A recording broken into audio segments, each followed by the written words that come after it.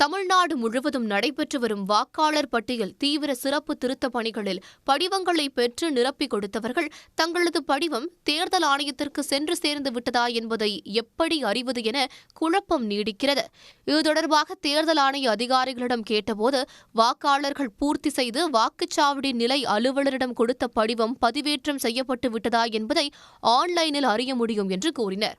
அதன்படி voters.eci.gov.in என்ற தேர்தல் ஆணையத்தின் இணையதளத்திற்கு சென்று செல்போன் எண் அல்லது வாக்காளர் அட்டை எண்ணை பதிவு செய்தால் செல்போனுக்கு OTP எண் வரும். OTPயை கொடுத்து லாகின் செய்தவுடன் வரும் பக்கத்தில் ஃபுல் எனுமரேஷன் ஃபார்ம் என்பதை தேர்வு செய்து மாநிலம் மற்றும் வாக்காளர் அடையாள அட்டையின் எண்ணை சமர்ப்பித்தால் படிவத்தின் நிலை குறித்து தெரிந்துவிடும்.